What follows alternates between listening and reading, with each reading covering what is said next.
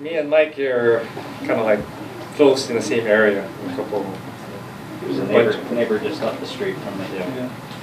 And, if I may interrupt a second, I represent the group from the Florida Nursery Association and for the Synergistic Hawaii Agricultural Council that is attempting to put together a private partnership with the Shipman Company and putting an orchid park together to put these guys back in business, you know, with the help of our state and of course the government. And Eric Tanoe, I'm president of Green Point Nursery. That's our family business, which my first and second son that has joined our business. So wife and I are really happy about that. Good. I'm also president of Hawaii Floriculture Nursery Association, and I also serve as president of SHAC this year. And we'll have two competent people speaking about some of the projects that we're working on. We're really happy that you're in Hilo. It's been a long time. I think you're the first secretary that probably has set foot on ground in Puna, so we're marking a great day today. Well, I'm sorry it took a volcano to bring you. What are your products? What do you grow? Primarily, we're a cut flower operation, so we're growing anthuriums, orchids, and we host like a wholesaler for many small family farms. And our industry is made up of mostly small family farms in rural areas, and they grow all different kind of specialty product in Hawaii. We're a boutique grower in Hawaii. So we're not necessarily looking out for the really large type of exports or American domestic markets. We're looking for that high-end quality buyer that likes to buy from Hawaii. Kind of a consolidator as well. Somewhat, yeah. We're one of Pacific Flora Exchange is another company that Grace Illinois owns and Gordon works with. So two families do a similar kind of work. Friendly competitors. Yeah. Cooperative competitors. Oh, yeah. Oh, yeah. Not too cooperative that you get an antitrust issues. Yeah, Of course. Of course. Hi, I'm Nami Nilapinski from Hawaii Farmers Union United, treasurer of Puna chapter, and also working on legislative committee and local food security committee. Our organization is a part of National Farmers Union. However, our focus is more on regenerative agriculture and education. Thank you. Now we have met earlier. Neil from Green Point Industries. Work for Eric Tanoe. Chris Tanoe, also from Green Point Nurseries. Proud to have you back. Happy end. Randy Cabral, president of Hawaii Farm Bureau. I've also been involved in sugar industry, macadamia industry for a long time, 40-some years. I have a small cattle operation out in Kau. Also raised truck crops, taro, ginger, and stuff like that at one time, but kind of semi-retired. You say sugar as well? I was in sugar, yeah, for about 10 years, just prior to most of it going out of business. Yeah. Almost no sugar that I'm aware of here. None other than just small stuff for making rum or fresh juice, stuff like that. Very little. Suzanne Schreiner with Synergistic Hawaii Ag Council. We represent floriculture, papaya, and Hawaii coffee. We're a consortium that represents about close to $200 million in crop value, and we use our synergy to access USDA Foreign Ag Service MAP funding, task grants, things of that nature. So we're kind of an umbrella group to push all of our crops forward. And what crops are included? You think coffee and papaya and floral? And floriculture, yes. Okay. So 3 crops. And it's the Hawaii Synergistic Hawaii Ag Council. We call ourselves SHAC for short. Good. So, yeah. I've heard of SHAC, but I didn't know what it stood for. Yeah. My name is Eric Weinert. I've been involved in agriculture here for over 40 years. Started with tropical fruits, brought in rambutans, lychees, longans, and kind of built that industry. And in 2000, we built the world's first electronic irradiator. Mainland agriculture doesn't want a fruit farm, and so you need to treat it. And so the chemical treatments, they want to phase out. And so we found out that we could use irradiation just using electricity, and so we built a plant here. And that got me into the papaya business, and today I'm the manager of Calavo Papaya, and we have 80 employees in a packing plant over here. We're the largest exporter of papaya to the U.S. mainland. And this last couple of years, I've been president of the Hawaii Papaya Industry Association. It used to be a federal marketing order, the PAC, but for about 20 years, it hasn't been. It's been a voluntary organization. We've got about 150 farmers, and they're small family farmers for the most part, anywhere from 5 acres to 20 acres. And that's who grows our papaya, and we pack it and export it to the U.S. mainland. You just went down to the volcano, fortunately for Hawaii, but our industry, we grow the best tasting papaya in the world. People steal our genetics and take it to every place else in the world, and you can grow it anywhere in the tropics. But I don't know what it's our soil, or especially that land down by the lava, I call it the Napa Valley of papaya, was it's unique, it's well drained, gets a lot of rainfall. I think I looked at my rain gauge, we got 200 inches this year. And so it better be well drained with that, right? Yeah, for some reason. So no flooding. And I know you might want to move on, but I'll just take my 3 minutes of glory right now, if I may. So the history of the papaya, as you know, they developed that solo variety, and it got a virus. It was mostly grown on Oahu, moved to the Big Island, and they about 20 years ago developed a genetically modified fruit called the rainbow, and I just did the math, that we've been producing 25 million pounds a year for the last 20 years. We've almost had a 500 million pounds of papaya that has been sold without a single health incident.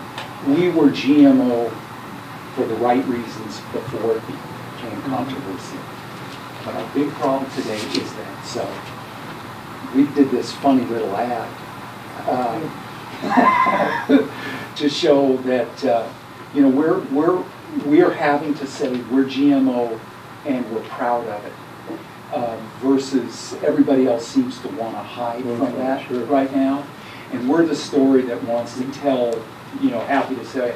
So that was the rough first ad, but we're now using some of the FAS funds to market into foreign markets. And so we're running nice ads like that, saying the same message: best tasting papaya, highly nutritious. We're proud to be GMO. But that's really our big stumbling block, is that those 3 letters. Are you getting pushback from the market on that? Big time. Costco, we had a super program with us. They just said no more. And all kinds. So we mostly sell to small Asian wholesalers. And are they able to source non-GMO papayas? Not as good tasting as ours, and there's none that are grown in Hawaii that are non-GMO. You actually, when we grew some non-GMO, we surrounded it with GMOs so that the insect that spread it wouldn't spread the disease. So the one ask for us is really, we have done the work to deregulate and get acceptance of GMO papaya into China, but as you know, it needs a bilateral agreement in order to allow our fruit, and that probably won't go well in the near future. But that's what our needs are, is to get that going. The door gets open, and it possibly will, but the Europeans are certainly worse, and it's sad to watch our culture in the mainland follow the kind of the European technology-free zone attitude and culture there. So, but we are coming out with a bioengineered rule here soon. We're going to try to do our best to destigmatize this internet hysteria about GMOs. I mean, I was telling somebody teasingly, I said, I knew it was bad when I didn't know how bad it was until I walked through the grocery store down the hair products aisle, and I didn't need a lot, but some non-GMO shampoo. So, it's pretty silly out there. Yeah. There are products that have never had any GMO that are marketing based on non-GMO. now. So it's Anything you do, that's our biggest hurdle. So thank you. well, we're doing it in a lot of. I think the issue over identity, called SOIs, the identity of different foods, and there's a book out, why do we fear our food, and that's the problem. I use a proverb, I don't know where I got it from, but I used to say Chinese proverb until the trade disputes, and I don't say Chinese proverb anymore. But it says, and this is exactly what I think is happening with GMO, it says, when man has not enough to eat, he has one problem. When he has enough to eat, he has plenty of problems, many problems. And we've created many problems, including a fear of our food there that has been the healthiest, most nutritious, safest, and most affordable on the planet for a number of years. And we've just grown really complacent about that. So it's amazing. Yeah, most industries run from telling you they're GMO. If during your promotions you want an industry to tell a good story, we volunteer. Well, it's like I said, it's hysteria. I don't know that you conquer it with reason. All righty. So what else do I need to know about tropical Hawaiian agriculture?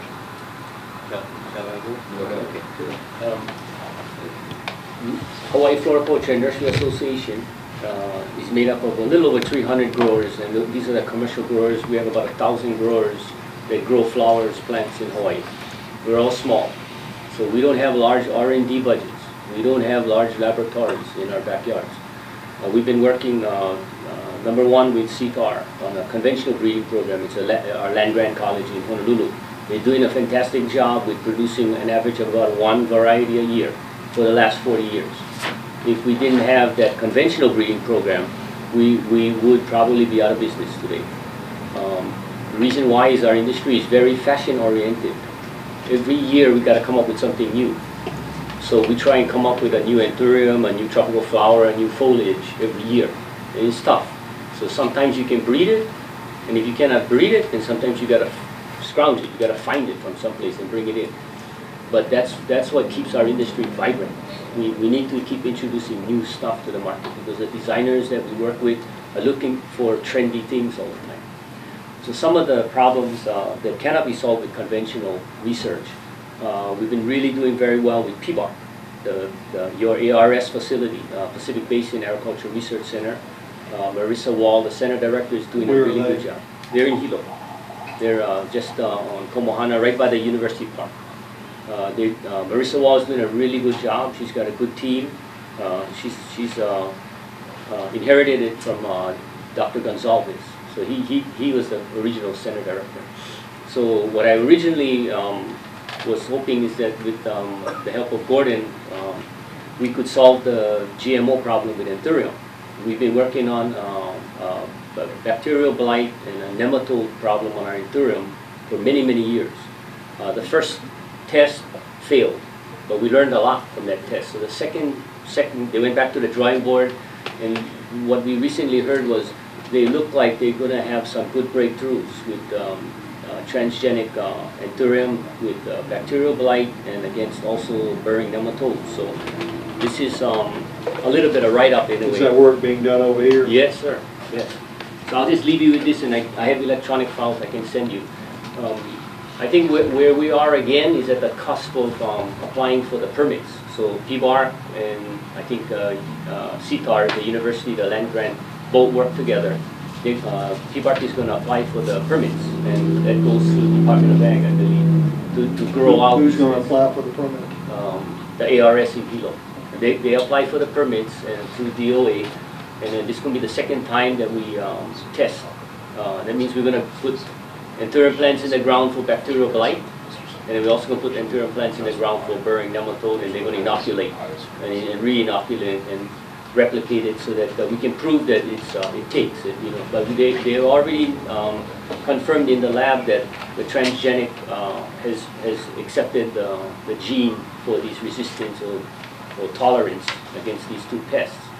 Now, why is this so important as an example for anthurium is we used to use Bayer, the company Bayer had a chemical called Nemacure.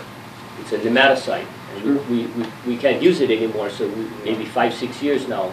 So our growers are really suffering right now because we don't have a effective nematicide. So if you don't tissue culture and you don't grow your crop with continual new tissue culture, and some of our growers can't afford to do that, so they top cut and they vegetate and they propagate. Well, that infection, you know how that goes, right? It's a downhill spin. So what happens is our industry is right now on a slight slide now, because we're hurting from the nematodes right now. It's killing our crops. It's killing our plants. It's gonna make it real difficult in the near future for our growers to thrive. So this test that we're doing, we definitely want to get it on your radar screen to really support PBARC, your ARS in Hilo. They really need that support right now to get this project out of the lab and into the field. President's budget, the Office of Management Budget, has been much more, much better this year about research than they were last year. I kind of had to throw in Georgia what we call a hissy fit last year. I told Mulvaney at OMB, I said, I'll go defend the rest of this cut in the budget, but I'm not going to defend the cut. I'm not going to go to the Hill and try to defend the cut in research. I said, you idiot.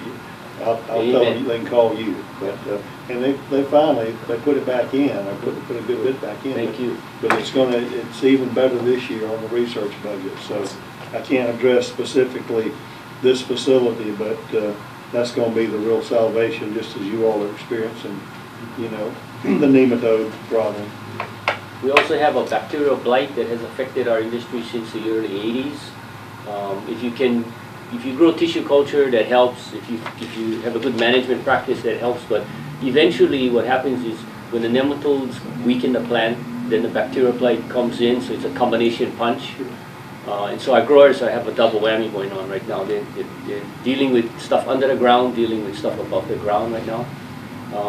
So this is where I think the good news also is that our land-grant college, CTAR, is working really closely with ARS in Hilo, PBARC, and they're collaborating a lot. So in times when funding wasn't enough, we got two of these guys working together and try making budgets and the scientists' research and everything go farther. So they're trying to create some collaboration synergy here. So I think what we hope will happen is that if this transgenic works, then the next test is going to be trying to conventional breed with the transgenic and see if it carries over with the pollen. That might happen. We're not sure. We're not sure. But the releases look promising so far. So in the lab, it looks good right now. They're ready to actually file for permits to actually test in the ground. So that's a really good sign.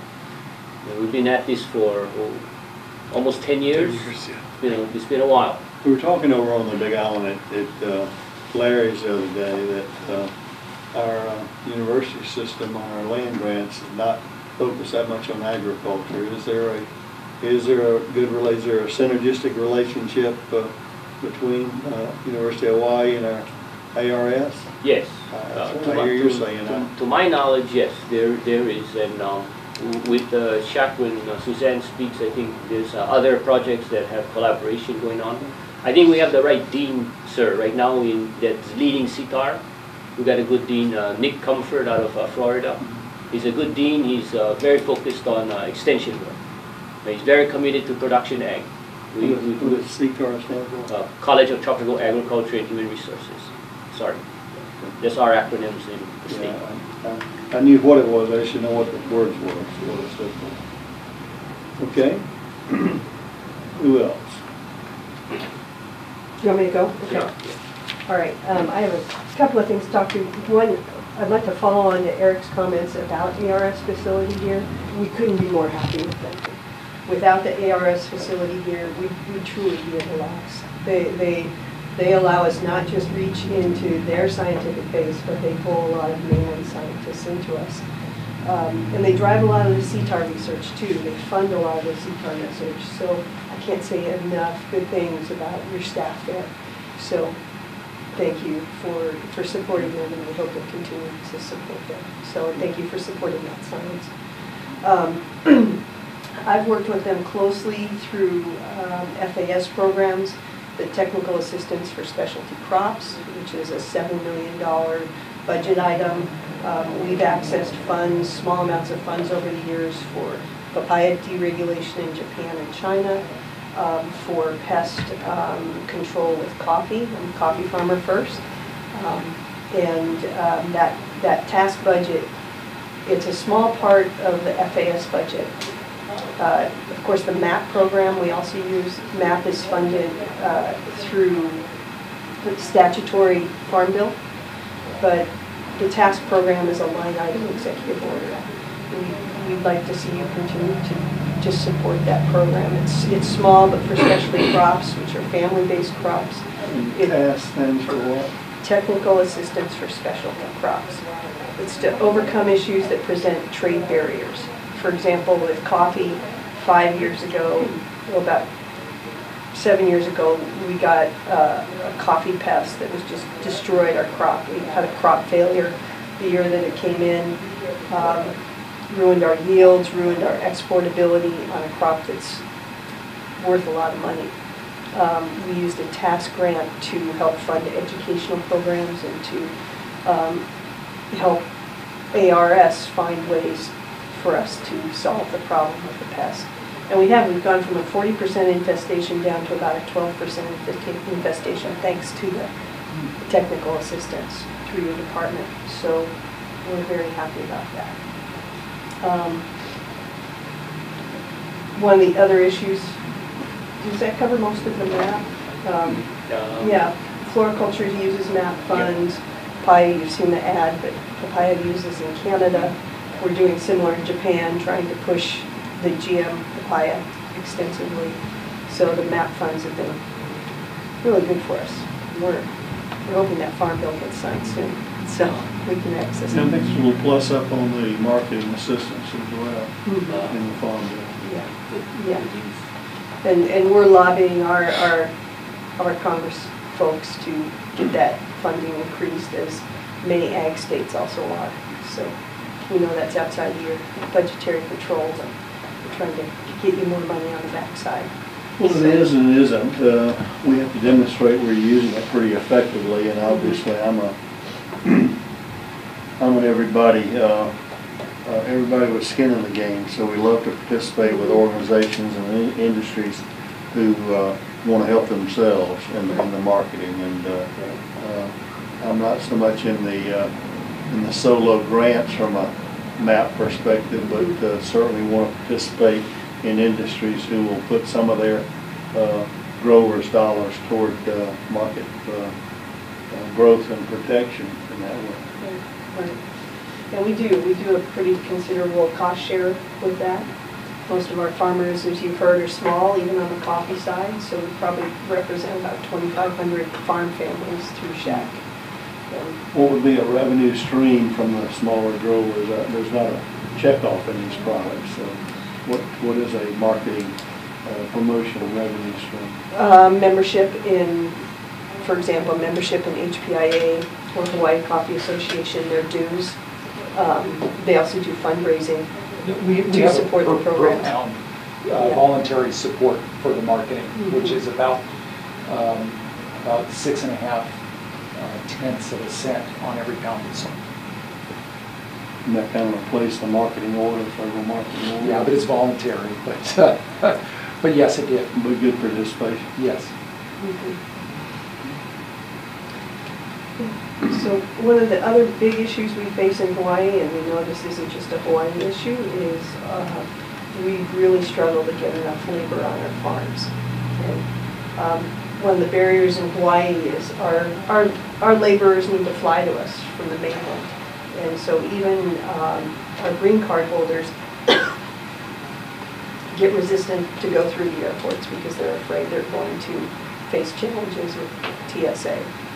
And I know this is a Department of Labor, Department of Commerce issue with Border Control, but if you can be an advocate for a change in H-2A regulations,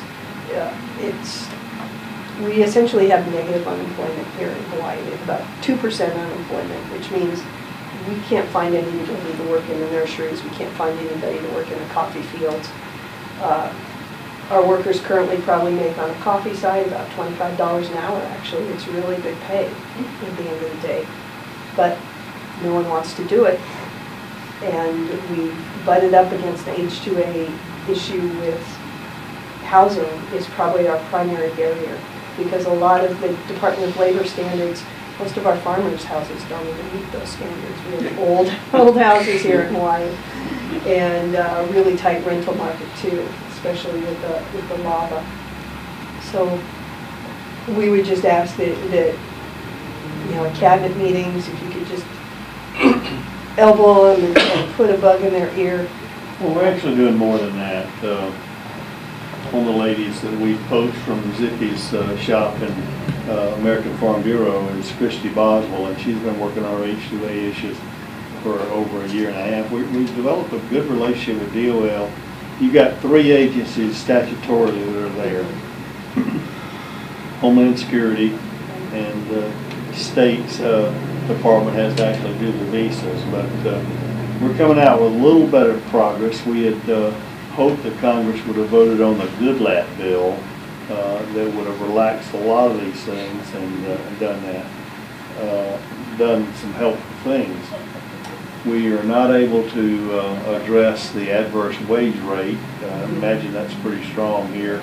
If your local rates are $25 an hour, then I imagine your H-2A rates are going to be up there pretty good too. Well, but we've developed a good relationship with DOL.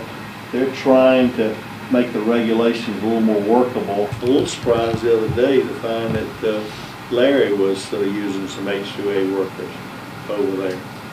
Yeah, I think mostly were domestic, but he used some H-2A workers over there, which I was a little surprised. But where do your H-2A workers that you use come from here? Most of them from Mexico. They have a coffee picking culture there.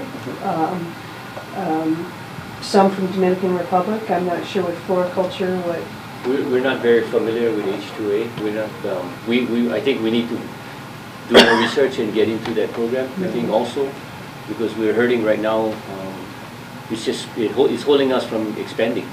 Well, you probably need to look at it, and we'd be happy to connect you with our lady in our office who knows the program better than anybody. Farm Bureau knows it as well. But it's been very difficult, frankly, to navigate, particularly for small farmers. It's almost like you have to have a full-time HR person and sometimes a lawyer on staff too to really follow all the rules. And we've got kind of a saying, you shouldn't have to hire a lawyer to hire a worker. But that's about how complicated it's been. We're trying to simplify that, but it is a source of workers.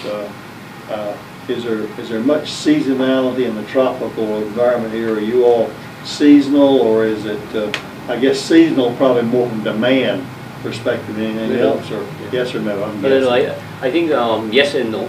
A lot of our crops that we have are seasonal, but we have enough of the cultivars throughout the year where we're in continual transition of different types of flowers, in different times of years. So we've scheduled it so that we have product all year round, but not necessarily the same variety. And that's how we've tried to represent Hawaii as the one-stop shop for the United States. And coffee and macadamia are seasonal. And we've had some experience with H-2A workers, and you probably heard of Global Horizons. They're a pretty bad contractor. We contracted them to bring in workers, and obviously they did some shady things and never paid their workers, and we got involved in all kinds of lawsuits and stuff like that, even though we had no control over what they did. So that's kind of left a really bitter taste in my mouth about using H-2A workers, and it does take a lot of extra effort, record keeping and all this stuff, and the adverse wage rate caused some issues because most of the workers in the company I worked for were unionized. So that caused some problems because now we were paying these H-2A workers more than we were paying the union workers, unfortunately.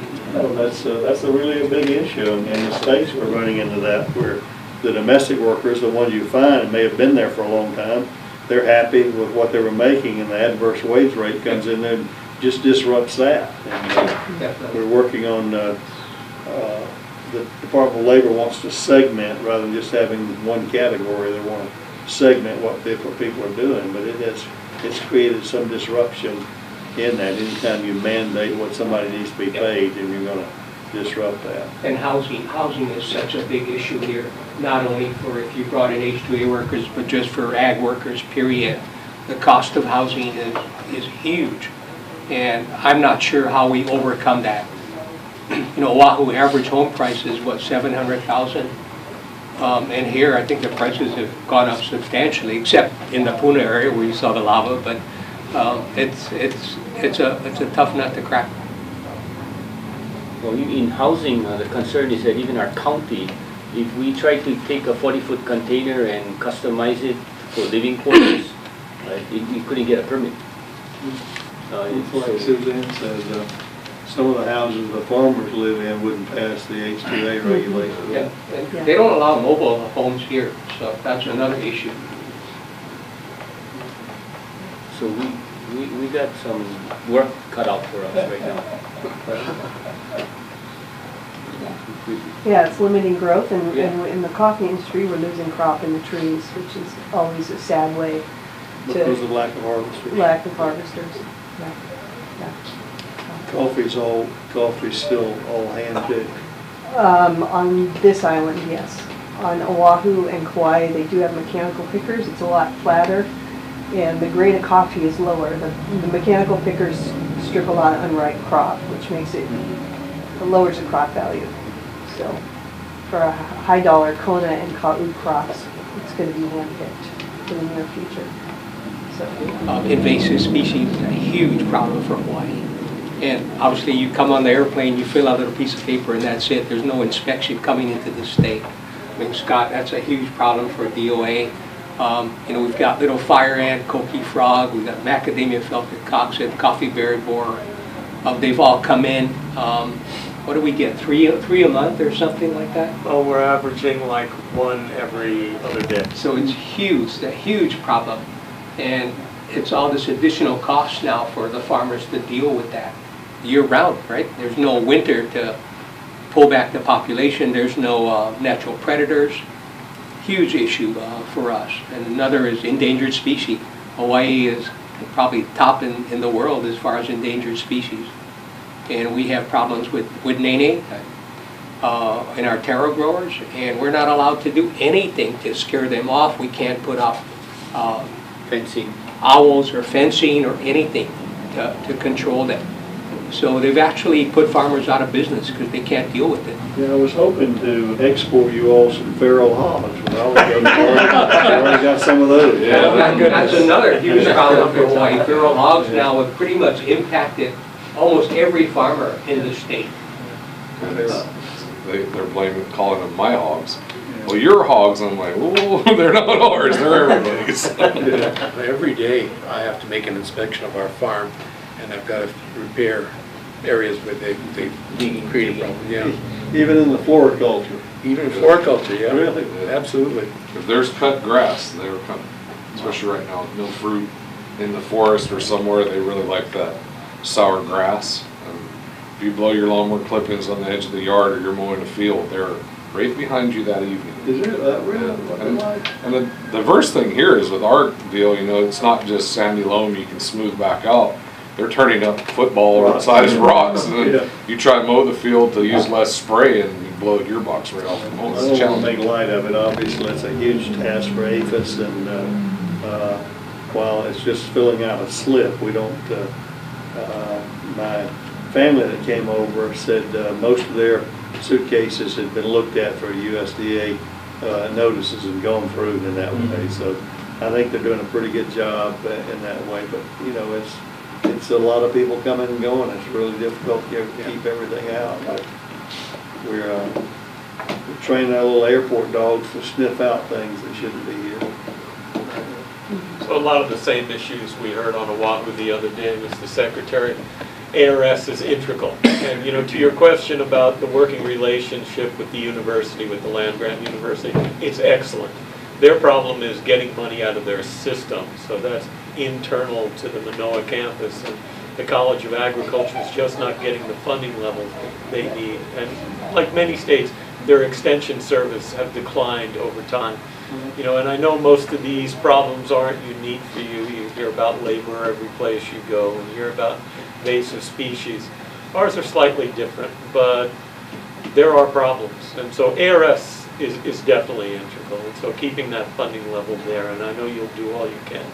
But you'll hear that any place you go where we put a group of farmers together. I think for years, Republicans, Democrats, presidents have had a closure list of ARS facilities. I don't believe there's a closure list this year in the president's budget. So I think, again, that recognizes we've kind of continued to harp on the fact that China and the EU are outpacing us and our investment in research. And that's been the lifeblood of agriculture for 70 years. The basic research, applied research, and that extension delivery system is it's been caused us to be as successful as we have been. Just whether it's a new release over nematodes or whatever, you know, prevention. I know in Florida they're working really hard. We saw some orange trees down there. They look healthier than I see in Florida. So the greening issue over there, and that. This has been helpful. I appreciate you all giving us some things to work on. And Gordon's got one more. I got one more. I speak very highly of the Agricultural Research Station here too, but I need to point out one shortcoming which I don't think there are plans to resolve in the near future, but I think needs to be addressed. And this is in the area of the agricultural engineer. We've got tremendous scientists and researchers there, but they seem to be hampered in their ability to translate their research into practical application so that we on the farm can put our hands on. My background is engineering, so I've been working with them to try to help them in that area. But they need someone on staff that can take these great ideas and implement them into a practical delivery system in many instances down on the farm. And so, you know. Is that more of an NRCS issue or a Taylor? Is that more of an NRCS issue or a ARS? I've never thought about ARS from an engineering perspective. I think we can look at NRCS to go visit them, but I think it's an ARS engineer issue. They had an engineer on staff? They had one, yeah. But apparently he's left for another private industry job or something like that. And I'm told that, you know, the position remains open or is no longer, I'm not sure what the status is, you know, putting some theories and research that they've done into practical applications on the farm. I'll check with Marissa and get back with you. A good example is we talked about nematode treatment. Well, for our cinder beds after they've been recropped, our researchers have determined that using a very hot water spray on the ground will kill the nematodes and do a 90% job of treating it. But then, you know, they did it with a guy in a protective suit and spraying the ground, and that's not very practical application for field work.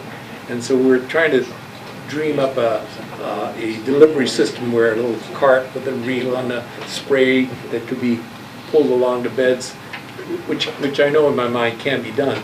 But as I say, this is the interface where they could, if they had someone on staff that could help design something like that and build it, you know, we could work with them to make it a practical application. All righty, well, thank you all for your time today. Thank you for letting me visit with you. Thank you for coming, sir.